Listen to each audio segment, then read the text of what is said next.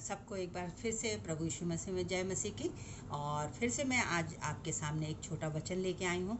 और मैं अपने मन की जो बात है, जो परमेश्वर मुझे मार्गदर्शन करता है, मैं चाहती हूँ कि मैं आप सबों के सामने भी वो शेयर करूँ और परमेश्वर का अनुग्रह और शांति आप सबों के साथ पाई जाए।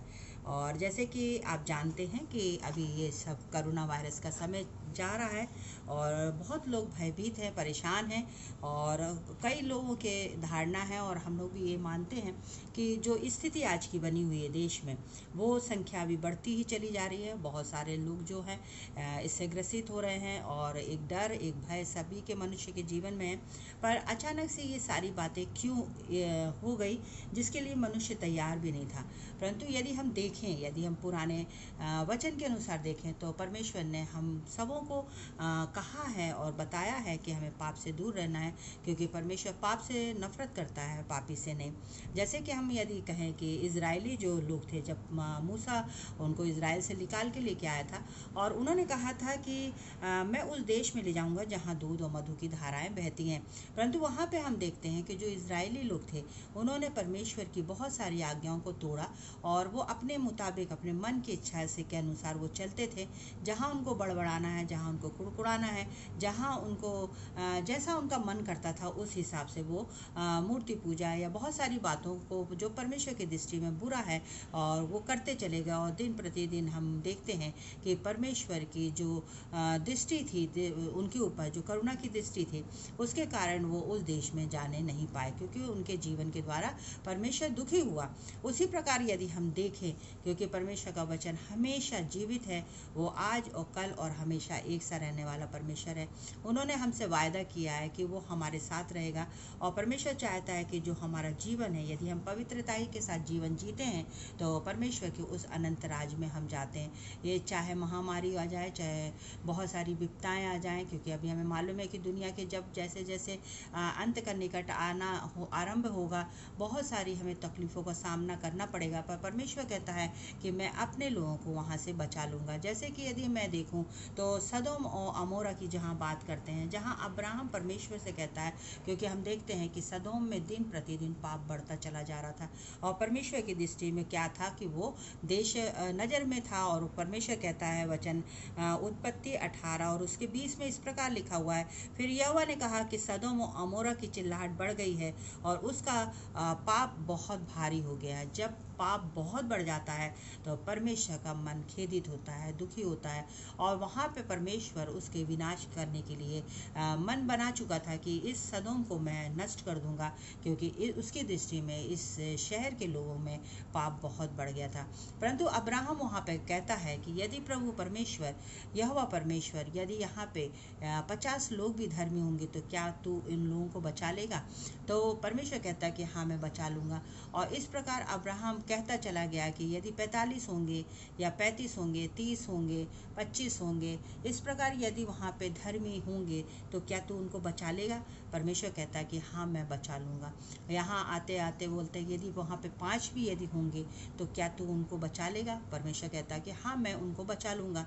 यहाँ कहने का मतलब ये है कि परमेश्वर कहता है कि यदि चाहे कोई सी भी बात होगी, यहाँ पे परमेश्वर उस शहर को नष्ट करने वाला था, विनाश करने वाला था, फिर भी परमेश्वर कहता है कि यदि एक भी व्यक्ति वहाँ पर धर्मी होगा तो मैं उसको बचा लूँगा। आज इस संसार में महामारी फैली हुई है और जिसके कारण हम लोग सब बहुत डरे हुए हैं।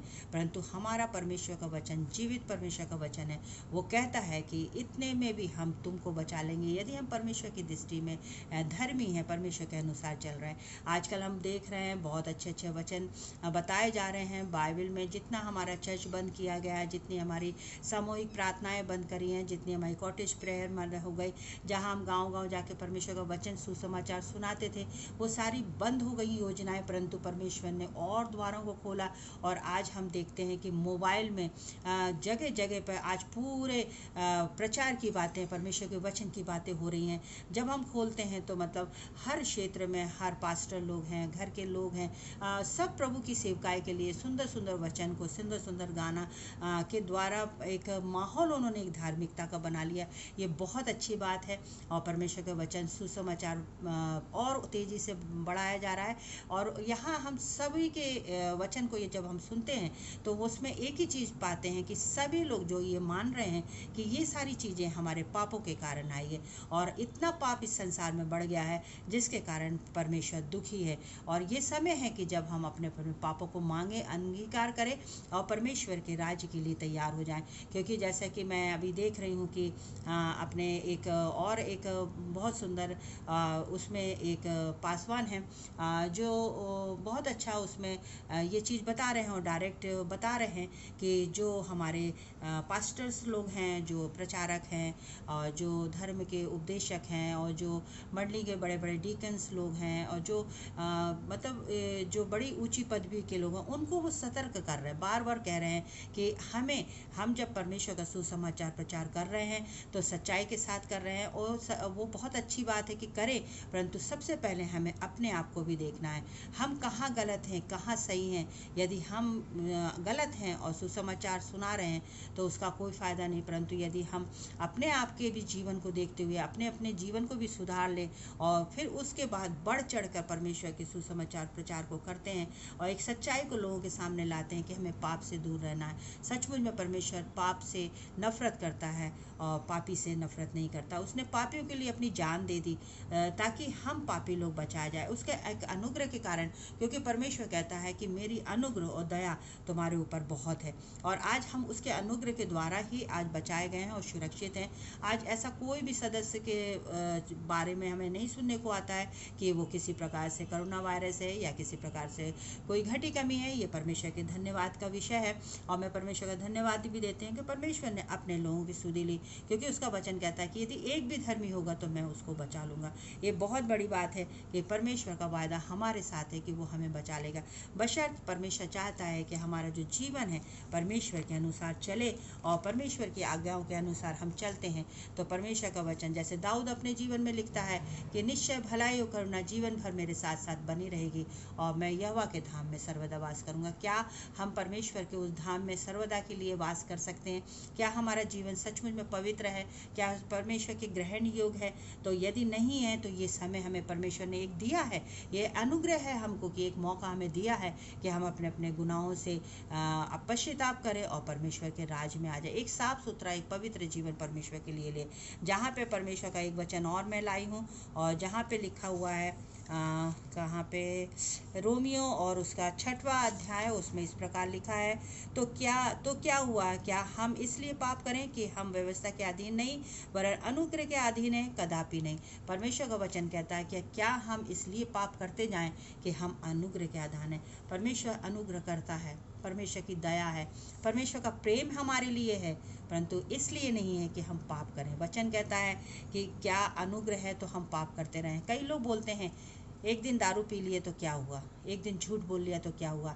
नहीं, परमेश्वर कहता है कि हमें अपने जीवन में इस बात को हमेशा परमेश्वर का भय रहना चाहिए कि हमको परमेश्वर देख रहा है। क्या मेरे जीवन से, क्या मेरे बोलने से, क्या मेरे सहन से या कोई ऐसा काम हो रहा है जो परमेश्वर को नहीं भा रहा। परमेश्वर अपना अनुग्रह, परमेश्वर अपनी दया अपने हाथ में ले लेगा।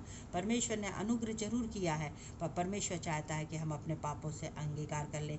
और यहाँ पे लिखा है कि क्या तुम नहीं जानते कि जिस आज्ञा के मानने के लिए तुम अपने आप को दासों की नाई सौंप देते हो उसी के दास हो, और जिसको मानते हो चाहे पाप के जिसका अंत मृत्यु है, चाहे आज्ञा मानने के जिसका अंत धार्मिकता है। परमेश्वर कहता है, वचन कहता है कि हमने अपने आप को दास के अधीन कर दिया। हम इतने गुलाम हो गए उनके लिए कि दारू पीने की आदत हम छोड़ नहीं सकते, सिगरेट पीने की आदत हम छोड़ सकते, बुराई व्यभिचार करने की आदत नहीं, मतलब ये सब पाप हैं। परमेश्वर कहता है कि इसका अंत क्या है? इसका अंत मृत्यु है। परमेश्वर का वचन कहता है कि हमें वो सारी चीज़ों को छोड़कर, परमेश्वर कहता है कि हमें उसके लिए जिसकी जो आज्ञा परमेश्वर ने की है, मानने के लिए की है, उसका अंत धार्मिकता है। परमेश्वर कहता है कि हमें परमेश्वर की धार्मिकता को निभाना है।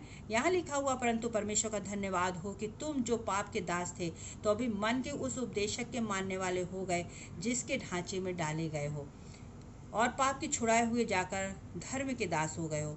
मैं तुम्हारी शरीर की इस दुर्बलता के कारण मनुष्य की रीति पर कहता हूँ कि जिसे तुमने अपने अंगों को कुकर्म के लिए अशुद्धता और कुकर्म के दास करके सौंपा था, वैसे ही अब अपने अंगों को पवित्रता के लिए धर्म के दास करके सौंप दो। परमेश्वर कहता है कि जैसे तुमने अपने शरीर को, अपने अंगों को कुकर्म करने के लिए, पाप करने के लिए उसको सौंप दिया था, उसके अधीन हो गए थे, परमेश्वर कहते हैं कि वो सारी चीज़ों को छोड़ दो और परमेश्वर के धर्म के हो जाओ। यहाँ पे लिखा हुआ है कि धर्म के दास करके अपने आप को सौंप दो, परमेश्वर के अधीन सौंप दो कि मैं परमेश्वर का दास हूँ, मैं परमेश्वर के अधीन हूँ। परमेश्वर का वचन जो हमें कहता है हमें उसके अनुसार करना है।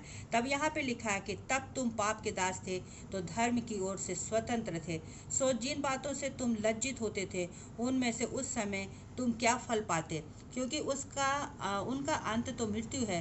परंतु जब पाप से स्वतंत्र होकर परमेश्वर के दास बनकर तुमको फल मिला जिससे पवित्रता प्राप्त होती है, उसका अंत अनंत जीवन है। परमेश्वर का वचन कहता है कि हमको वो जीवन दिया गया है जिसका अंत जो होता है, जो हम परमेश्वर के भय के अनुसार चलते हैं, परमेश्वर की आज्ञाओं के अनुसार चलते हैं, तो परमेश्वर कहता है कि उसका जो फल है अनंत जीवन, उसका अंत जो है अनंत जीवन है।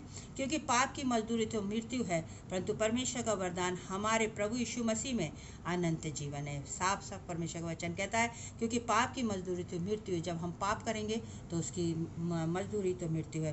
तो परमेश्वर का ये जो छोटा सा वचन है, ये समय है कि हम अपने अपने पापों को माने और परमेश्वर के राज्य के लिए हम तैयार हो जाएं, ताकि हमें अनंत जीवन मिले। तो परमेश्वर इस वचन पर आप मनन करिए, सोचिए और आगे बढ़िए, और परमेश्वर का हर बात में धन्यवाद देते हुए, क्योंकि हम सचमुच में अभी अनुग्रह के पीरियड में है। परमेश्वर का अनुग्रह है कि हम पाप ना करें, परंतु जब परमेश्वर का अनुग्रह छिन जाएगा तो जैसे सदोम का अंत हुआ, जैसे इस सृष्टि का अंत हुआ, वैसे ही शायद फिर हम सबों का भी अंत हो जाएगा।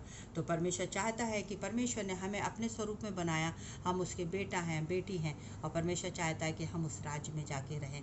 तो परमेश्वर के उस राज्य के लिए हमें अपने आप को तैयार करना है, ताकि हम अनंत जीवन पा सकें। तो गॉड ब्लेस यू। परमेश्वर आप सबको खूब आशीष दे और परमेश्वर के उन वचनों में और बढ़िए, ताकि आत्मिक ज्ञान के साथ, आनंद के साथ हम परमेश्वर के सहभागी हो सके। तो परमेश्वर का धन्यवाद हो। जय मसीह की।